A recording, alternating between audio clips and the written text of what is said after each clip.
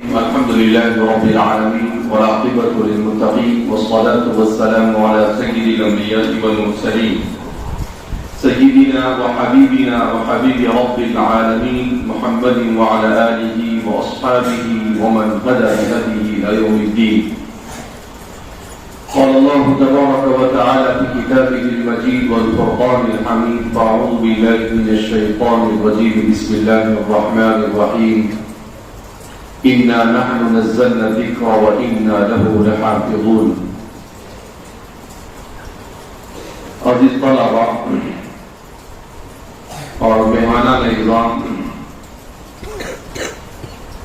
ہم اللہ رب العزت کا کتنا شکر ادا کرے کم ہے کہ رب ذوالجلال نے ہم سب کو ایمان اور اسلام جیسی عظیم نعمت سے مالا مال کیا. اللہ رب العزت نے دوسرا احسان ہم علماء اور طلباء پر یہ کیا کہ اللہ نے اپنی کتاب کو پڑھنے، پڑھانے اور سمجھنے سمجھانے کے لیے ہمیں منتخب کیا. دنیا میں انسان جتنے بھی کام کرتا ہے ان کاموں میں سب سے افضل، سب سے بہتر کوئی کام اللہ کی نگاہ میں اگر ہے تو وہ ہے قرآن کریم کو پڑھنا اور پڑھانا. سیدنا حضرت عثمان بن عفان رضی اللہ تعالیٰ عنہ کی روایت ہے، نبی کریم صلی اللہ علیہ وسلم نے ارشاد فرمایا: خیرکم من تعلم القرآن وعلمہ. تم میں سب سے بہتر وہ ہے جو قرآن کو سیکھے اور سکھائے. قرآن کریم یہ اللہ کا کلام، اور جب یہ اللہ کا کلام ہے تو جیسے اللہ کو اپنی مخلوق پر فضیلت حاصل ہے، ایسے ہی اللہ کے کلام کو تمام کلاموں پر فضیلت حاصل ہے. دنیا کی یہ واحد وہ کتاب ہے جو اتنی ضخیم ہونے کے باوجود اسے یاد کیا جاتا ہے، اور یاد کرنے والے بعض مرتبہ اللہ ان کو ایسی توفیق عطا فرماتا ہے کہ اتنی عظیم اور اتنی ضخیم کتاب کو چند دنوں میں یاد کرتے ہیں. امام محمد بن الحسن الشیبانی امام ابو حنیفہ کے شاگرد ہیں. وہ امام صاحب کے پاس جب پڑھنے کے لیے آئے تو امام صاحب نے پوچھا: حفظت القرآن، کیا آپ قرآن کے حافظ ہو؟ انہوں نے کہا: نہیں، میں قرآن کا حافظ نہیں ہوں. کہا کہ ہماری مجلس میں بیٹھنے کے لیے قرآن کا حافظ ہونا ضروری ہے، لہذا آپ پہلے قرآن حفظ کیجیے، اس کے بعد آپ ہماری مجلس فقہ میں بیٹھ کر فقہ کی تعلیم حاصل کر سکتے ہو. ایک ہفتے کے بعد پھر آئے اور کہا کہ میں نے حفظ کر لیا. کتنے دن کے بعد؟ ایک ہفتے. یعنی کتنے دن میں حفظ کیا؟ ایک وقت 7 دن میں. تو امام ابو حنیفہ نے کہا: حفظ قرآن حفظ کر لیا آپ نے؟ کہا ہاں. تو امام صاحب کو یقین نہیں آیا کہ ایک ہفتے میں کیسے حافظ ہو گئے بھائی. تو امام صاحب نے ان کا امتحان لیا، 2-4 جگہ سے ان کو قرآن پڑھایا تو انہوں نے برابر پڑھ لیا. تو کہا کہ ہاں نہیں، برابر تم نے حفظ کر لیا. تو اللہ نے کیسا حافظہ انہیں دیا ہوگا کہ پورا قرآن صرف 7 دن میں یاد کر لیا. آج دیکھ کر بھی پورا قرآن پڑھنے کی ہم کو توفیق نہیں ہوتی ہے ایک ہفتے میں، لیکن انہوں نے ایک ہفتے میں پورا قرآن کیا کر لیا؟ یاد کر لیا. ایک بزرگ کے بارے میں آتا ہے کہ وہ پڑھ رہے تھے، بڑی اچھی علمی استعداد تھی، تو ان کو ان کے کسی مسئلے میں کسی دوسرے عالم کے ساتھ بحث ہو گئی. تو انہوں نے کہا کہ بھائی سب کچھ ٹھیک ہے لیکن تم قرآن کے حافظ تو ہو نہیں. تو ان کو اس بات کا ان کو دل پر بڑا جھٹکا لگا کہ اس نے مجھے تانا دیا کہ تم قرآن کے حافظ نہیں ہو. تو قرآن مصحف لیا اور ایک کمرے میں داخل ہو گئی اور قسم کھا لی جب تک کہ حفظ نہیں کروں گا میں اس کمرے سے باہر نہیں نکلوں گا. تو فرماتے ہیں کہ 3 دن میں قرآن حفظ کر لیا. کتنے دن میں قرآن حفظ کر لیا؟ 3 دن میں. تو یہ قرآن اللہ کی کتاب ہے. قرآن اسی لیے کہتا ہے وَلَقَدْ يَسَّرْنَا الْقُرْآنَ لِلذِّكْرِ فَهَلْ مِن مُدَّكِرٍ. یہ اللہ نے آسان کیا ہے تو آسان ہے، ورنہ دنیا میں کوئی کتاب یاد نہیں ہوتی ہے. کسی بھی کتاب کو پیچھے انسان کتنی محنتیں کرتا ہے اس کے باوجود یاد نہیں ہوتی ہے. ابھی ہمارے یہاں جامعہ میں ایک طالب علم نے 100 دن میں قرآن حفظ کیا. کتنے دن میں؟ 100 اس سے پہلے مولانا اکبر سلوڑ کے وہاں پر پڑھاتے ہیں کنچڑا میں، انہوں نے 65 دن میں قرآن نہیں سیکھا. کتنے دن میں؟ 65 دن میں. تو آج بھی قرآن کریم کو یاد کرنے والے ایسے لوگ کیا ہوتے ہیں؟ پائے جاتے ہیں. تو یہ اللہ کی توفیق ہے کہ اللہ رب العزت انسان کو توفیق دیتا ہے، انسان کے لیے آسان کرتا ہے، تو اس کے لیے قرآن کریم کا حفظ کرنا کیا ہوتا ہے؟ آسان ہوتا ہے. اللہ کے رسول صلی اللہ علیہ وسلم نے ارشاد فرمایا اہل القرآن اہل اللہ وخاصتہ، کہ اہل قرآن یعنی قرآن کو اپنے سینے میں محفوظ کرنے والے یہ اللہ کے خاص بندے ہیں. اہل اللہ وہ اللہ والے ہیں اور اللہ کے خاص بندے ہیں. قیامت کے دن اسے کہا جائے گا اقرأ وارتقی ورتل کما كنت ترتل في الدنيا فإن منزلتك عند آخر آية تقرأها، کہ قرآن پڑھتا جا اور جنت کی سیڑھیاں چڑھتا جا، جہاں پر تیرا قرآن ختم ہوگا وہیں پر جنت میں تیرا ٹھکانہ ہوگا. تو قرآن یہ دنیا اور آخرت میں حبل اللہ المتین، یہ اللہ کی مضبوط رسی ہے. امام ابن تیمیہ کے بارے میں آتا ہے، وہ کہتے تھے کہ جو شخص یہ چاہتا ہے کہ اس کے وقت میں برکت ہو تو وہ جتنا قرآن پڑھے گا اللہ اس کے وقت میں اتنی برکت عطا فرمائے گا.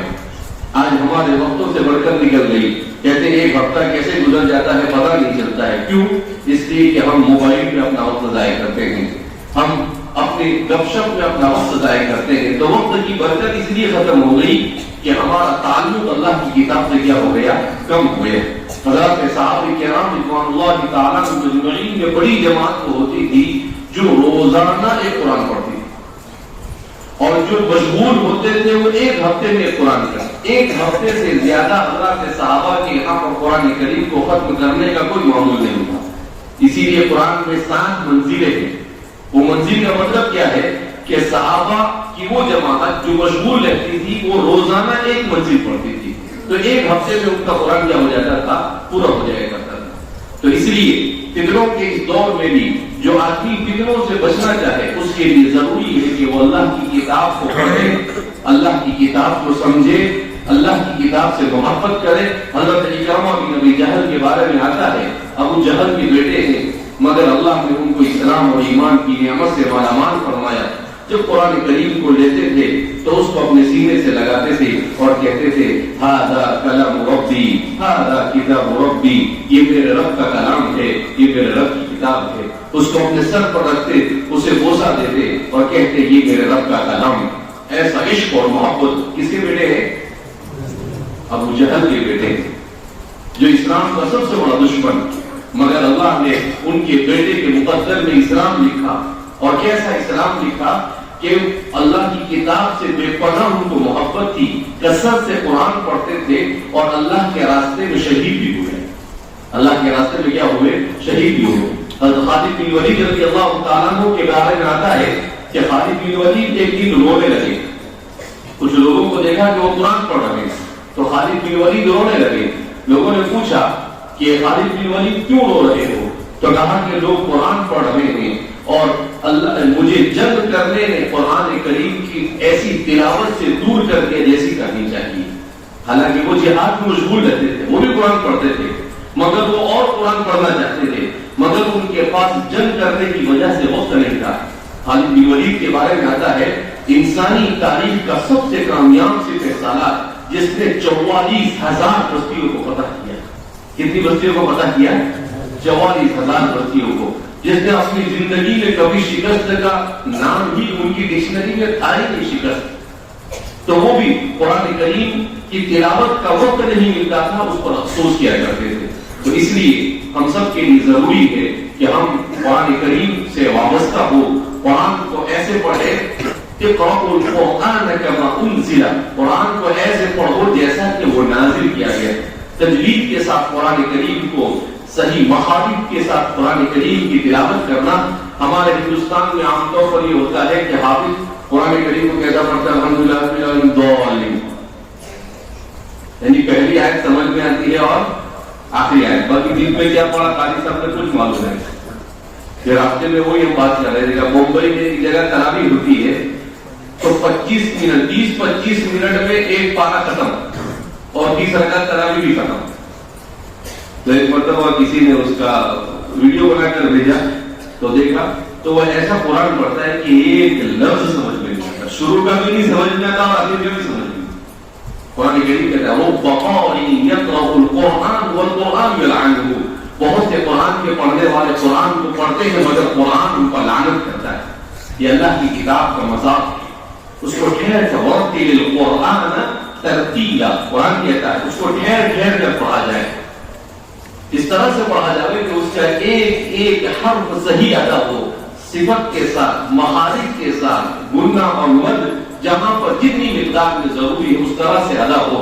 جب قرآن کو صحیح معنی میں صحیح ڈھنگ سے جیسا اللہ کے رسول صلی اللہ علیہ وسلم نے پڑھا ویسا قرآن کو پڑھا جائے تو یہ قرآن انسان کے دل پر اثر کرتا ہے۔ اسے پانی پر پڑھا جاتا ہے تو پانی پر بھی اس کا اثر مرتب ہوتا ہے۔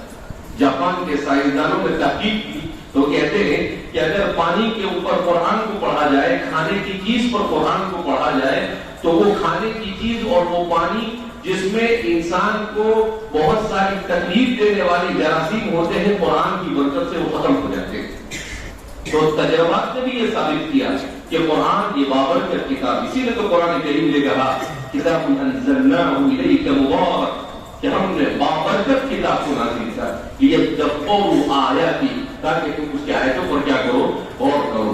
بہرحال قرآن کریم پر جتنا بولا جائے کم ہے۔ رسول اللہ صلی اللہ علیہ وسلم نے اس کی بڑی فضیلت بیان کی۔ ہمارے اس دور کے بہت بڑے عالم تھے، انہوں نے فضائل قرآن پر کتاب لکھی، کتنے صفحے میں معلوم؟ فضائل قرآن پر کتاب لکھی 1700 صفحے، کتنے صفحات میں؟ 1700 صفحات میں۔ مدینہ منورہ میں میری ان سے ملاقات ہوئی تھی آج سے 20 سال پہلے، وہیں پر ان کا انتقال ہوا۔ وہ روزانہ نماز میں مسجد نبوی میں ایک قرآن پڑھتے تھے، روزانہ مسجد نبوی میں نماز میں ایک قرآن روزانہ پڑھتے تھے۔ میں نے خود دیکھا ان کو گھنٹوں تک کھڑے کھڑے قرآن کریم پڑھتے تھے۔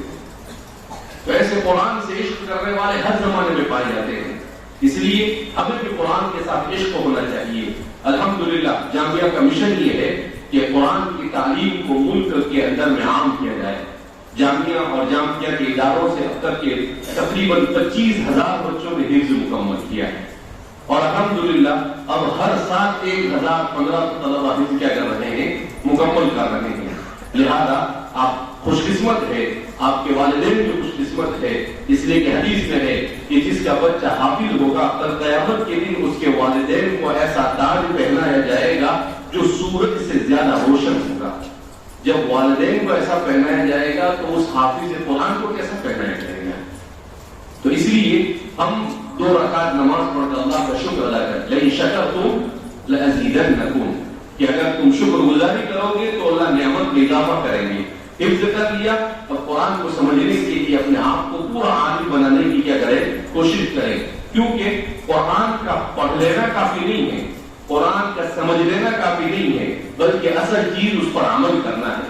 لہذا اللہ رب العزت ہم سب کو قرآن سے وابستہ فرمائے۔